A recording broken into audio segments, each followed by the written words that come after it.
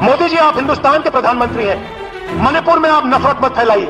यहां बात करनी है तो मोहब्बत की बात करिए, भाईचारे की बात करिए, प्यार की बात करिए। यह मोहब्बत का प्रदेश है, इज्जत का प्रदेश है, सेल्फ रिस्पेक्ट का प्रदेश है। और नागपुर की विचारधारा इस प्रदेश को कभी नहीं चला सकती है। इस प्रदेश को मणिपुर की विचारधारा चलाएगी, मणिपुर का इतिहास चलाएगा।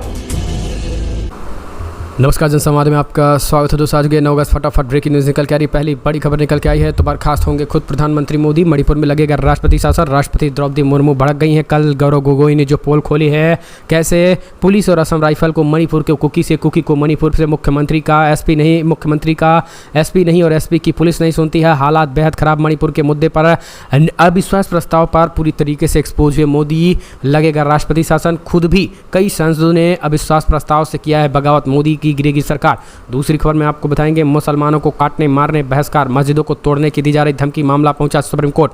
अगली खबर में बताएंगे, नूह और गुरुग्राम के बाद लगभग 5000 मुस्लिम विक्रेताओं ने शहर छोड़ा। हॉकर्स एसोसिएशन ने लगाए गंभीर आरोप। ये भी बताएंगे आपको। और इस बीच बड़ी अपडेट निकल के आई है दोस्तों, कैसे UCC लागू करने के खिलाफ केरला विधानसभा में प्रस्ताव हो गया पास। राहुल गांधी को लेकर आई बड़ी खबर। राहुल गांधी को एक और बड़ी खुशखबरी, संसद की सदस्यता मिलने के बाद घर भी मिला और लग गया मोदी को झटका। भाजपाइयों को वायनाड जाने की है तैयारी, ये भी बताएंगे। कल संसद में जोरदार हंगामा भी देखने को मिला, जहां पे डिम्पल यादव से लेकर के आपको बता दें जमकर महंगाई तमाम मुद्दों बोला। बड़ा हमला मोनू मानेसर को लेकर बड़ी खबर है। यूपी में चुनाव होने जा रहे हैं। यूपी, बंगाल, केरला, झारखंड समेत 6 राज्यों के चुनाव को लेकर किया गया ऐलान। क्या है पूरा मामला, चुनाव आयोग ने क्यों किया है, ये भी हम आपको बताएंगे। तो सब कुछ खबरें आपको जान लेना बेहद जरूरी है, लेकिन उससे पहले एक छोटा सा निवेदन, अगर आपने चैनल को सब्सक्राइब नहीं किया तो पल पल के अपडेट के लिए चैनल को सब्सक्राइब करना ना भूलें। दोस्तों, दरअसल पहली जो बड़ी अपडेट निकल के आई यही है। बड़ी खबर आपको बता दें, प्रधानमंत्री मोदी की होगी बर्खास्तगियाँ दरअसल भड़क गई हैं। राष्ट्रपति द्रौपदी मुर्मू लगातार माहौल ख़राब होने के बीच अब सुप्रीम कोर्ट के साथ साथ जिस तरीके का खुलासा किया है, खास करके गौरव गोगोई ने संसद में, उसके बाद से पोल खुल गई है और संसद में मच गया बवाल। दरअसल आपको बता दें, लगातार खड़े हुए मचे बवाल के बीच अब द्रौपदी मुर्मू मणिपुर मुद्दे पर राष्ट्रपति शासन लगा सकती हैं। तगड़ा एक्शन हो सकता है, क्योंकि इन सब मामलों में आपको बता दें राष्ट्रपति द्रौपदी मुर्मू भी एक्शन लेने जा रही हैं। कल गौरव गोगोई ने विश्वास प्रस्ताव लाया, जिसके बाद आज 3 दिनों तक चलेगा। आज भी संसद में चर्चा संभव है। कल इस पर वोटिंग होगी। कई लोगों ने मोदी के खिलाफ वोटिंग करने की अपील कर दी है, क्योंकि हालात पूरे देश भर में खराब हैं। न केवल मणिपुर मुद्दा, अब तो इनके खिलाफ हरियाणा हिंसा भी जो है वो उनके पीछे पड़ गया है। ऐसे में अब तमाम विपक्षी पार्टियां टीम इंडिया के एकजुट होते दिखाई दे रहे हैं। मणिपुर में लगातार असम राइफल के खिलाफ भी FIR दर्ज हो गया है। असम राइफल पुलिस भिड़ रही है, सेना असम राइफल भिड़ रहे हैं। SP क्या पुलिस नहीं सुनता है? पुलिस के पास मुख्यमंत्री दफ्तर से फ़ोन आ जाते हैं। महिलाओं को नंगा किए घुमाया जा रहा है, रेप किए जा रहे हैं। महिलाओं और बच्चों पर बर्बरता हो रही है। सब मैतई को कुकी से लड़ाया जा रहा है, कुकी को नागा, नागा को मैतई से लड़ाया जा रहा है। इस तरीके से हालात के बीच राष्ट्रपति द्रौपदी मुर्मू ने रिपोर्ट मांगते हुए जल्द से जल्द धारा 356 लगाने के प्रावधान की ऐलान किया। अगली एक और अपडेट, बड़ी खबर निकल के आई है। नूह और गुरुग्राम के बाद लगभग 5000 मुस्लिम विक्रेताओं ने छोड़ा शहर। हॉकर्स एसोसिएशन ने लगाया गंभीर आरोप। कहा, जिस तरीके से बयान दिए जा रहे हैं, इस वजह से लगातार मुसलमान सदमे में डरे हुए हैं, छोड़ रहे हैं शहर। हरियाणा के नूह, सोहाना और गुरुग्राम में 31 जुलाई को हुए सांप्रदायिक हिंसा का असर कारोबार पर भी साफ देखा जा रहा है। गुरुग्राम शहर में कारोबारी फेरे वाले और संघ का नुकसान हो रहा है। प्रमुख बाजारों और सड़कों पर फल, सब्जियां, फास्ट फूड और अन्य सामान बेचने वाले मुस्लिम कारोबारी अब शहर छोड़कर चले गए हैं। 500 कम से कम 500 स्ट्रीट वेंडरों ने तो गुरुग्राम, मेवात, नूह जैसे इलाकों को अपना दुकान व्यवसाय बंद कर छोड़कर चले गए हैं। हॉकर्स एसोसिएशन ने सोहाना, बादशाहपुर, सेक्टर 70A में हिंसा के बाद रिसर्च किया और बताते हुए कहा है कि मुस्लिम समुदाय के अधिकांश विक्रेता यूपी के मेरठ, अलीगढ़, बिजनौर, मुरादाबाद, मैनपुरी, इटावा और नूह जैसे स्थानों से आए थे। उनमें से अधिकांश धमकियों और छिटपुट कृत्यों के बाद अपना गृहनगर लौट गए हैं। डर के बीच अपना व्यवसाय जारी रखने वालों के कुछ विक्रेताओं ने कहा है कि धमकियों और हिंसक मामलों के डर से अधिकांश मुस्लिम विक्रेता दिल्ली और नोएडा, जहां उनके रिश्तेदार रहते हैं, या पड़ोसी राज्यों में उनके गांव में पलायन कर गए हैं। ने पूरी तरीके से ये बड़ा बयान दिया है और कहा है कि ऐसे लोग जो है वो अब 5000 के करीब स्ट्रीट वेंडरों ने छोड़ दिया है, क्योंकि बाजारें भी लगभग खाली पड़ रही हैं। और ये जो सर्वे कराया गया है, इसमें से एक तरीके से डर और दहशत का माहौल बना रखा है। बजरंग दल के लोग जो है लाठी और डंडे लेकर के बाजारों में जाति और आधार कार्ड चेक कर रहे हैं। एक और खबर, मुस्लिमों का बहिष्कार और मस्जिदों को बंद करने की बात के बीच रैली में नफरती हरियाणा दंगे का मामला पहुंचा सुप्रीम कोर्ट। गुरुग्राम में हुए सांप्रदायिक हिंसा अन्य घटनाओं को लेकर सुप्रीम कोर्ट में याचिका दायर की गई है।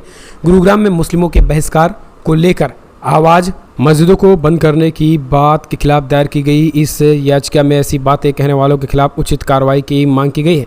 वरिष्ठ वकील कपिल सिब्बल ने chief justice of India DY Chandrachud के समक्ष याचिका पेश किया है। इस दौरान कपिल सिब्बल ने गुरुग्राम में उन घटनाओं का जिक्र भी किया है जिसमें यह कहा जा रहा था कि जो लोग अल्पसंख्यक समुदाय के दुकानों में काम करते हैं उन्हें भी गद्दार कहा जाएगा।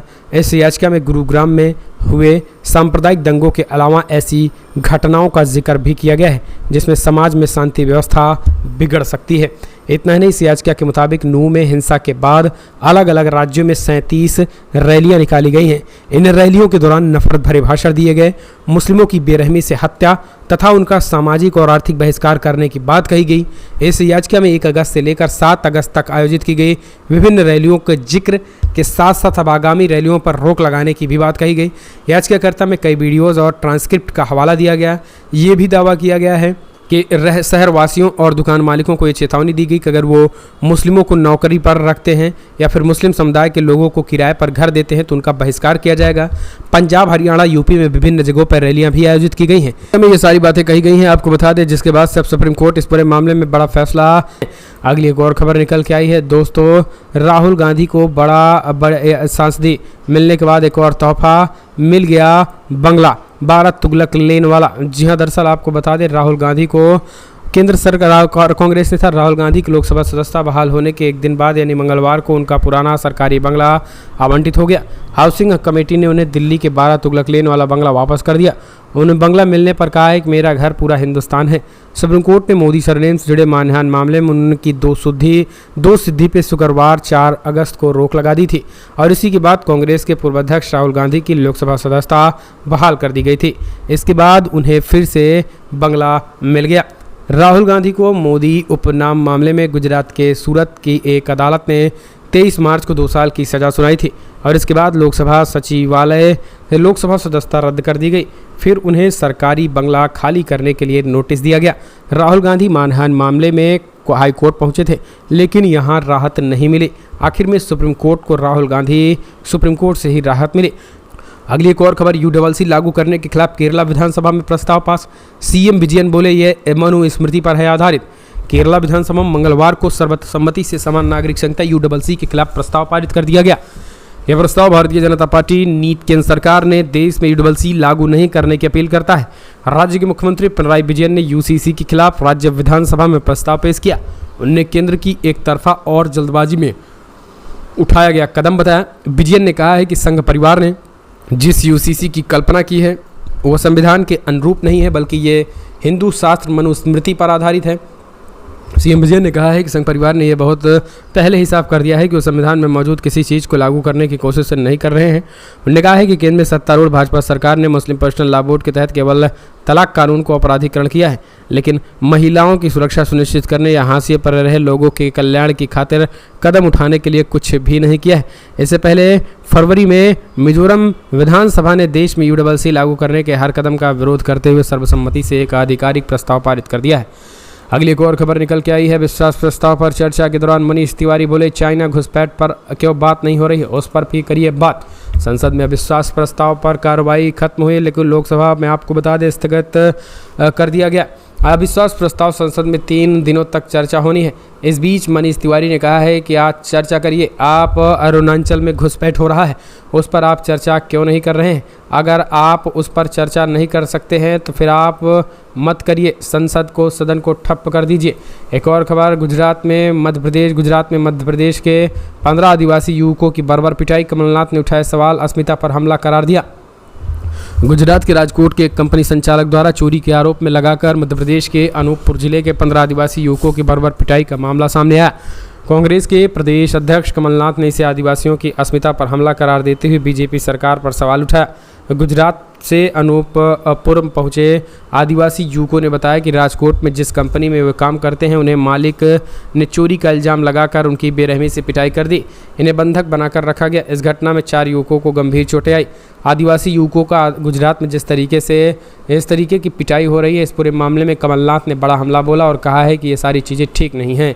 एक और खबर निकल के आई है दोस्तों, उत्तर प्रदेश, बंगाल, केरला, झारखंड समेत 6 राज्यों की 7 विधानसभा सीटों पर उपचुनाव की घोषणा। 5 सितंबर को है वोटिंग।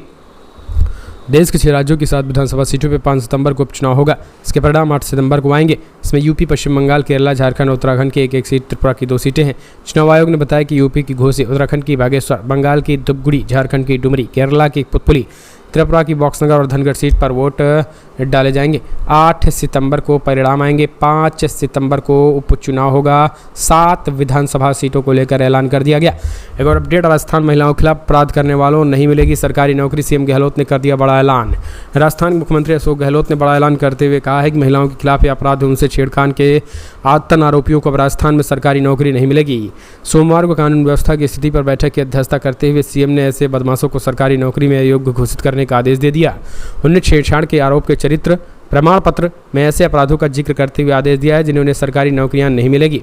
सोमवार को कानून व्यवस्था की स्थिति पर बैठक की अध्यक्षता करते हुए सीएम अशोक गहलोत ने आरोपियों को आदतन बदमाशों के खिलाफ सख्त कार्रवाई का आदेश दिया। अशोक गहलोत ने अधिकारियों से कहा है कि महिलाओं और कमजोर वर्गों के खिलाफ अपराध रोकना हमारी सर्वोच्च प्राथमिकता है और बदमाशों का रिकॉर्ड रखा जाए। उन्हें आदेश दिया जाए कि महिलाओं के खिलाफ ऐसे मामलों में दोषियों की संलिप्तता का उल्लेख उनके चरित्र प्रमाण पत्र में किया जाना है। एक और अपडेट, सचिन हैदर और सचिन मीणा पर बनेगी फिल्म। कराची टू नोएडा, अंजू पर मेरा अब्दुल ऐसा नहीं है बनेगी फिल्म। कन्हैयालाल की हत्या और अपनी फिल्म में सीमा हैदर का रोल ऑफर करने वाले प्रोड्यूसर अमित जानी 2 और फिल्में बनाने की योजना बना रहे हैं। वो पाकिस्तान से भागकर भारत आई सीमा हैदर और नसरुल्लाह से शादी करने के लिए पड़ोसी देश में गई अंजू पर फिल्म बनाने जा रहे हैं। इसके लिए दोनों फिल्मों का टाइटल भी बुक कर लिया है। नुपुर शर्मा के समर्थन की वजह से उदयपुर में कत्ल किए गए कन्हैया लाल पर जॉनी फायरबॉक्स के बैनर तले एक ट्रेलर मर्डर स्टोरी फिल्म बन रही है। प्रोड्यूसर अमित जानी ने इस फिल्म में सीमा हैदर का रॉ एजेंट का किरदार ऑफर किया है। इसके अलावा वो सीमा और सचिन मीणा की प्लस कहानी पर भी फिल्म बनाने का प्लान किया है। इसका नाम कराची टू नोएडा होगा। प्रोडक्शन हाउस की तरफ से बताया गया है कि सीमा के अलावा अंजू और नसरुल्लाह की कहानी पर भी फिल्म बनाने का फैसला जो है वो किया गया है। पति और बच्चों को छोड़कर पाकिस्तान चलेगी अंजू और नसरुल्लाह की कहानी पर जो फिल्म बनेगी उसका टाइटल मेरा अब्दुल्ला ऐसा नहीं है बुक किया गया है। इसके अलावा पालघर में संतों की हत्या पर भी मॉब लिंचिंग के नाम से वेब सीरीज टाइटल को बुक कर दिया गया है। एक और खबर, मोनू मानेसर के साथ वायरल हुई तस्वीर। गहलोत सरकार ने पुलिस अफसर को एपीयू की सूची में डाला, यानी प्रतीक्षालय में लिया तगड़ा एक्शन। राजस्थान पुलिस के मोस्ट वांटेड बदमाश मोनू मानेसर और एडिशनल एसपी विपिन शर्मा की सोशल मीडिया पर फोटो वायरल होने के बाद शर्मा को एपीओ कर दिया गया है। गृह विभाग ने आदेशों की प्रतीक्षा को सूची में डाल दिया है, आदेश जारी कर दिया है। दरअसल मोनू मानेसर के साथ फोटो वायरल होने के साथ ही एएसपी विपिन शर्मा की मुश्किलें बढ़ गई हैं। हालांकि सरकार ने एपीओ जारी करने की वजह नहीं बताई है, लेकिन मोनू मानेसर के साथ हुई फोटो ही प्रमुख वजह मानी जा रही है। इतना ही नहीं, राजस्थान सरकार ने तत्काल गिरफ्तारी के भी आदेश दिए हैं। एक और अपडेट निकल के आई है, कपिल सिब्बल ने ऐसी क्या दलील दी कि नाराज हो गए सीजीआई चंद्रचूड़। दरअसल डीवाई चंद्रचूड़ ने आर्टिकल 370 की सुनवाई के दौरान कपिल सिब्बल से कहा कि यदि आप किसी सहकर्मी का जिक्र करते हैं तो आपको मौजूदा सहकर्मी का भी जिक्र करना चाहिए। आर्टिकल 370 हटाने के फैसले को चुनौती देने वाली याचिकाओं पर सुप्रीम कोर्ट फिर सुनवाई हुई। सुनवाई के दौरान याचिकाकर्ता अकबर लोन के वकील कपिल सिब्बल ने पूर्व सीजीआई रंजन गोगोई के संबंध में ऐसी दलील रखी, जिसे सुनने के बाद भारत के मुख्य न्यायाधीश डीवाई चंद्रचूड़ ने उनकी बात वही काटते हुए उन्हें कुछ हिदायत भी दे डाली। सीजीआई डीवाई चंद्रचूड़ ये टिप्पणी आर्टिकल 370 को हटाने के केंद्र सरकार के फैसले के खिलाफ दायर याचिकाओं पर सुनवाई के दौरान तब की जब याचिकाकर्ता अकबर लोन के वकील कपिल सिब्बल ने संसद में दिए गए पूर्व सीजीआई गोगोई के बयान का जिक्र किया। वरिष्ठ अधिवक्ता कपिल सिब्बल ने 5 जजों की संविधान बेंच से सुनवाई के दौरान कहा कि जैसा कि अब आपको एक सम्मानित सहयोगी ने कहा है कि बुनियादी संरचना सिद्धांत भी संदिग्ध है। अगली एक और खबर निकल के आई है, मनीष कश्यप को पटना कोर्ट से मिली राहत। तमिलनाडु नहीं बेऊर जेल होगा ठिकाना, सपोर्टर्स को भी दी चेतावनी। यूट्यूब पर वीडियो के जरिए 2 राज्यों के बीच नफरत फैलाने वालों के मामले में मनीष कश्यप को तमिलनाडु कोर्ट में बेल मिल चुकी है। पटना सिविल कोर्ट ने भी मनीष कश्यप को बड़ी राहत दे दी है। सिविल कोर्ट की तरफ से ये फैसला सुनाया गया है। मनीष कश्यप अब बिहार में ही रहेंगे। अगर ज़रूरत हुई तो वीडियो कॉन्फ्रेंसिंग के जरिए तमिलनाडु पुलिस उनसे पूछताछ कर सकेगी। मनीष कश्यप के वकील शिवनंदन भारती ने इस बात की जानकारी दी। उन्होंने बताया कि मनीष कश्यप को तमिलनाडु के हर केस में बेल मिल चुकी है, ऐसे में उन्हें वापस तमिलनाडु भेजने की कोई वजह नहीं है। पटना के बेउर जेल में मनीष कश्यप बंद रहेंगे। अगले कोर्ट के आदेश तक उनका नया ठिकाना बेउर जेल होगा। अगली एक और अपडेट निकल के आई है। ईडी ने झारखंड के सीएम हेमंत सोरेन को पूछताछ के लिए भेजा समन। जमीन घोटाले से जुड़ा है मामला। दरअसल केंद्रीय जांच एजेंसी ईडी ने मंगलवार को झारखंड के मुख्यमंत्री हेमंत सोरेन को समन भेजा है। जमीन घोटाले के मामले में ये एक्शन लिया गया है। बता दें, सीएम सोरेन करीब 1000 करोड़ रुपए के जमीन घोटाले का आरोप है। सोरेन के करीब पंकज मिश्रा को भी ईडी पहले ही इस केस में गिरफ्तार कर चुकी है। इस मामले में सोरेन को 14 अगस्त को पूछताछ के लिए समन भेजा जाएगा। एक और अपडेट निकल के आई है, बिग ब्रेकिंग। तो दोस्तों, राहुल गांधी जाएंगे वायनाड। जी हाँ, आपको बता दें, संसद की सदस्यता बहाल होने के बाद राहुल गांधी ने किया बड़ा ऐलान। दरअसल संसद की सदस्यता बहाल होने के बाद अब एक बार फिर से राहुल गांधी वायनाड जाएंगे। राहुल गांधी वायनाड जाने के साथ साथ अब अपने उन तमाम शुभ चिंतकों से मुलाकात करेंगे और वायनाड की जनता का भी धन्यवाद कहेंगे, क्योंकि वो राहुल गांधी वायनाड के ही सांसद हैं। ऐसे में राहुल गांधी का वायनाड का सांसद होना अपने आप में ये बड़ी बात है। और राहुल गांधी जो है वो अब जाएंगे और उन लोगों को धन्यवाद करेंगे जिन्होंने उनके इस बर्खास्तगी तक उन्होंने पूजा हवन करते रहे।